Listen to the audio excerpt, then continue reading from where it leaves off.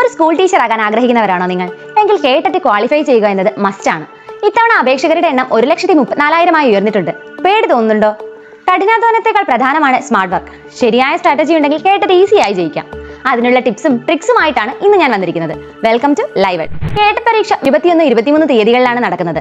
മെയിനായി 4 കാറ്റഗറികളാണുള്ളത്. Category 1 LP school അധ്യാപക യോഗ്യത, കാറ്റഗറി 2 UP സ്കൂൾ അധ്യാപക യോഗ്യത, കാറ്റഗറി 3 ഹൈസ്കൂൾ അധ്യാപക യോഗ്യത, കാറ്റഗറി 4 ഭാഷ അല്ലെങ്കിൽ സ്പെഷ്യലിസ്റ്റ് അധ്യാപക യോഗ്യത. ഒരുപാട് പേർ മറക്കുന്ന ഒരു കാര്യം, ഈ പരീക്ഷയ്ക്ക് നെഗറ്റീവ് മാർക്കില്ല. അതുകൊണ്ട് തന്നെ 180 ചോദ്യങ്ങൾക്കും ഉത്തരം മാർക്ക് ചെയ്യാൻ ശ്രദ്ധിക്കുക. കേട്ടിട്ടൊരു കോമ്പറ്റീഷൻ എക്സാം അല്ല, ഇതൊരു എലിജിബിലിറ്റി ടെസ്റ്റ് ആണ്. അതുകൊണ്ട് ഫുൾ മാർക്ക് വേണ്ട, കട്ട് ഓഫ് മാർക്ക് മതി. ജനറൽ വിഭാഗത്തിന് 90 മാർക്ക്, OBC SC ST വിഭാഗത്തിന് 82 മാർക്ക്, ഭിന്നശേഷിക്കാർക്ക് 75 മാർക്ക്. അതിനാൽ നമ്മുടെ ലക്ഷ്യം കട്ട് ഓഫ് സുരക്ഷിതമായി ക്രോസ് ചെയ്യുക എന്നതായിരിക്കണം. ഇനി എങ്ങനെ പഠിക്കണം?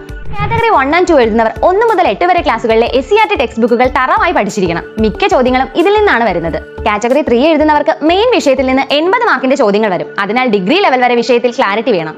സൈക്കോളജി പഠിക്കുമ്പോൾ ലേണിംഗ് തിയറീസ് മലയാളം പേരോടൊപ്പം പഠിക്കണം. ചോദ്യങ്ങൾ കൂടുതലും മലയാളത്തിലായിരിക്കും വരിക. മാർക്ക് സ്കോർ ചെയ്യാൻ ചില എളുപ്പ വഴികളുണ്ട്. മലയാളം ഭാഗത്ത് പാരഗ്രാഫ് നൽകി അതിൽ നിന്ന് ഉത്തരങ്ങൾ കണ്ടെത്തുന്ന ചോദ്യങ്ങൾ വരും. ശ്രദ്ധിച്ചാൽ 10 മാർക്ക് വളരെ ഈസിയായി നേടാം.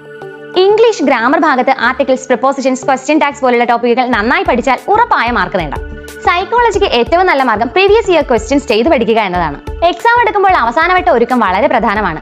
SCERT പുസ്തകങ്ങളിലെ സൈഡ് ബോക്സുകളും കൂടുതൽ വായനയ്ക്ക് എന്ന ഭാഗവും വിട്ടുകളയരുത്. പലപ്പോഴും അവിടെ നിന്നാണ് ഡയറക്റ്റ് ചോദ്യങ്ങൾ വരുന്നത്. അടുത്തതായി ടൈം മാനേജ്മെന്റ് ശ്രദ്ധിക്കണം. 180 മിനിറ്റിൽ 150 ചോദ്യങ്ങൾ ചെയ്യണം. ഓരോ ചോദ്യത്തിനും ഏകദേശം 1 മിനിറ്റ് എന്ന രീതിയിൽ പ്ലാൻ ചെയ്യുക. പഠിച്ച കാര്യങ്ങൾ കൃത്യമായ ഇടവേളകളിൽ റിവൈസ് ചെയ്യാൻ മറക്കരുത്. റിവിഷൻ ഇല്ലെങ്കിൽ പഠിച്ചത് മറക്കും. പരീക്ഷ എഴുതാൻ പോകുന്ന എല്ലാവർക്കും ലൈവ് എഡിന്റെ ആശംസകൾ. ആത്മവിശ്വാസത്തോടെ എക്സാം എഴുതുക. നിങ്ങൾക്ക് കഴിയുമെന്ന് വിശ്വസിക്കൂ. കേട്ട് ജയിക്കുക അസാധ്യമല്ല. ശരിയായ പ്ലാനും സ്ഥിരതയും ഉണ്ടെങ്കിൽ തീർച്ചയായും സാധിക്കും. താങ്ക്